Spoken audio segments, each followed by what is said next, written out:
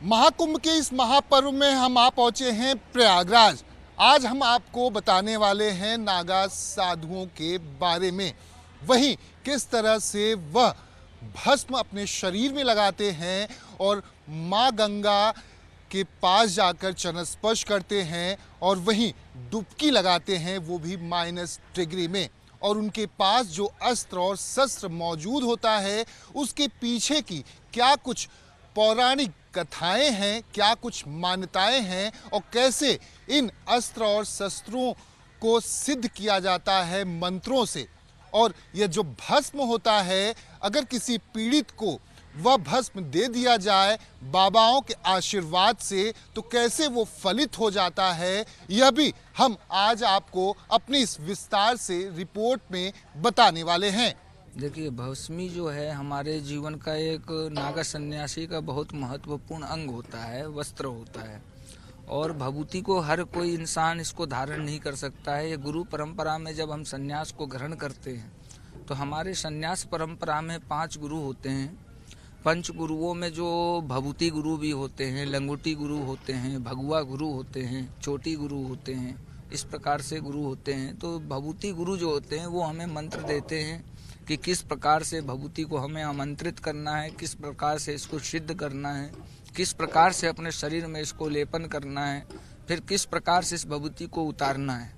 इसकी एक प्रक्रिया है। भस्मी इस पर 2 प्रकार के होते हैं। एक तो अघोर संप्रदाय में होता है जो मुर्दों की भस्मी को लगाते हैं, और हमारी जो होती है वो सात्विक, जो स्वयं महादेव शंभु जो धारण करते हैं, उस भस्मी को हम लोग धारण करते हैं। गुरु परंपरा को देखते हुए जो हमको मंत्र मिलता है, उस मंत्र से हम उसे शुद्धि करके धारण करते हैं। भस्मी के अंदर में जो वस्तु डली हुई होती है वो इस प्रकार से होता है कि गौ का शुद्ध अन्न जिसे कहते हैं, गोबर का उपला वो होता है, बेलपत्र का पत्ती होती है, केले का पत्र होता है, आम का पत्र होता है। इस प्रकार से कई प्रकार की वनस्पतियों को हम लोग ढूंढ कर एकत्रित करके, और 72 घंटे से ज़्यादा उसको शुद्धि करने में समय लगता है। जब शुद्ध हो जाता है तो बिल्कुल सफ़ेद और सुगंधित भस्मी तैयार होती है, जिसे हम गुरु मंत्र से अभिषिक्त करके उसके बाद अपने शरीर में धारण करते हैं। तो ना ही हमें कोई ठंड, सर्दी, किसी भी प्रकार का ऊपरी नीची यंत्र तंत्र, कोई भी व्याधा हमारे इर्द गिर्द भी नहीं भटक सकती है। क्यों? क्योंकि हमारे ऊपर स्वयं महादेव का वास हो जाता है। स्तुति में भी आपने सुना होगा कि महादेव शंभु सभी बात पूर्णे, लपेटे जटा जूट खाए धतूरे, चढ़े शीश गंगा भुजंगा विराजे, रहे देव नंगा सभी काम साजे, कैलाश राजा शिवचंद्र भाले, गले में पड़े नाग भूषण निराले, फरिंद्र माथे मुकुट जलहारी, कारण शंभु भव दुखारी। इस प्रकार से महादेव स्वयं, महादेव का ही वस्त्र जो है वो बागंबर था और भस्म था। तो हम लोग के सन्यास परंपरा में भस्म एक बहुत अहम भूमिका निभाती है। जब आप लोग भभूति लगाते हैं, इसे धारण करते हैं, जो श्रद्धालु के तौर पर, जो उन्हें आशीर्वाद के तौर पर या प्रसाद के तौर पर आप लोग किसी परिवार या किसी शख्स को देते हैं, उनकी ज़िंदगी में उसका महत्व कितना बढ़ जाता है, उससे उनको लाभप्रद क्या होता है? देखिए, जो भस्म को धारण कर रहे हैं और कोई सामने वाला भक्त है या कोई रोगी है या कोई किसी प्रकार का कलेश से तंग होकर महात्मा के समीप आके शरणम गच्छामि हुआ है, महात्मा को दया आने पे वो अपने शरीर से कहीं पे भी भस्मी दे देते हैं एक चुटकी कि जा बच्चा तेरा कार्य सफल हो जाएगा। ना तो देने वाले को कोई लोभ होना चाहिए, ना लेने वाले को कोई लोभ होना चाहिए। वहाँ पर परम विश्वास और परम दृढ़ आस्था की जरूरत है। अगर आप आस्था के साथ नागा सन्यासी से भभूति को धारण करते हैं, लेते हैं, और उसको जिस कार्य के लिए आप ले रहे हैं, तो 100 में 100% वो सफल होता है। नागा साधु किसी मुर्दे की राख को शुद्ध करके अपने शरीर पर मलते हैं या फिर हवन की गई हुई सामग्री का जो भस्म होता है उसे अपने शरीर पर मलते हैं। कहा यह भी जाता है कि -डिग्री में जब वह किसी घाट पर या गंगा जी के घाट पर होते हैं, जब स्नान करने के लिए जाते हैं, तो अपने शरीर पर वह भस्म लगाकर इस वजह से बाद में रखते हैं जिससे कि उन्हें ठंड ना लगे और गर्मी का भी एहसास ना हो। इसके पीछे यह कहा जाता है कि जो राख होती है वह उन्हें गर्मी भी प्रदान करती है, और इसके साथ साथ जब वह 12 साल तक कड़ी तपस्या करते हैं तब जाकर उनके गुरुजनों के द्वारा उन्हें नागा साधु की उपाधि से नवाजा जाता है। जैसे नागा सन्यासी बनाने की एक अति प्राचीन परंपरा रही है।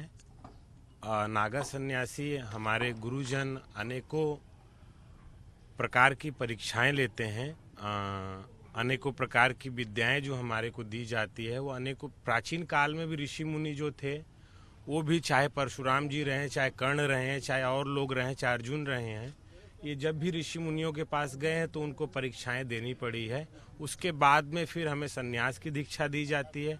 फिर हमें जब कुंभ आता है 12 साल में, तब हमें नागा सन्यासी बनाया जाता है। आपसे जानना चाहेंगे कि विस्तार में कि किस तरह से हमें अलग अलग परीक्षाओं से गुजरना पड़ता है, अगर हमारे दर्शकों को बता सके इस महाकुंभ के महापर्व पर।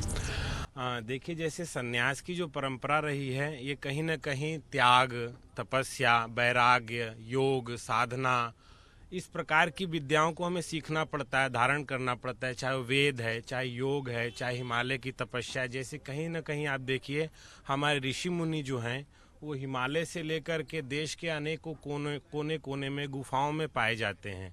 तो उन्हें कहीं न कहीं पहले हम सिखाते हैं, बताते हैं, गुरुजनों के सानिध्य में वो सीखते हैं, जानते हैं। महाकुंभ, अर्धकुंभ और सिंगस कुंभ में कहां से आते हैं नागा साधु? यह सवाल आपके जहन में कई बार आया होगा और आपने कुंभ के दौरान इन्हें जरूर देखा भी होगा। लेकिन आपके मन में यह सवाल हमेशा रहता है कि आखिर कुंभ खत्म होने के बाद यह कहां लुप्त हो जाते हैं या फिर कहां चले जाते हैं। आज हम अपनी इस विस्तार से रिपोर्ट में बताने वाले हैं नागा साधुओं के बारे में और उनकी विभूति के बारे में। तो आदि गुरु शंकर स्वामी ने संपूर्ण भारत वर्ष में भ्रमण करके जगह जगह पे शास्त्रार्थ किया। शास्त्रार्थ करके सनातन धर्म के उस धर्म ध्वज को फहराया और चारों दिशाओं में 4 मठों की स्थापना की। पूरब, पश्चिम, उत्तर, दक्षिण, द्वारका मठ, श्रृंगेरी मठ, शारदा मठ, ज्योतिर्मठ के नाम से उसके नाम दिए गए। इन चारों जगहों पे सन्यासियों को बैठाया। इन 4 जगह पे सन्यासी हुए। उन्हीं के काल से ये अखाड़े का निर्माण हुआ। तो ये अखाड़े का निर्माण इसीलिए हुआ कि सनातन योद्धा बनाए गए, जो सनातन की योद्धा थे, जो सनातन धर्म की रक्षा के लिए जिन्होंने युद्ध लड़े, तमाम जो है आताताइयों के साथ संग्राम किया, संग्राम करके युद्ध को जीता, जीतने के बाद सनातन धर्म की रक्षा की और सनातन के ध्वज को फहराया। इस प्रकार से ये हमारे नागा सन्यासी अनादिकाल से आदि गुरु शंकर स्वामी के समय से चले आ रहे हैं। हालांकि नागा स्वरूप की बात की जाए तो द्वापर युग से चली आ रही है, जब द्वापर युग में वेदव्यास जी के पुत्र सुखदेव जी हुए। सुखदेव जी दिगंबर नागा थे और सुखदेव जी से नागा परंपरा हमारी चली आ रही है।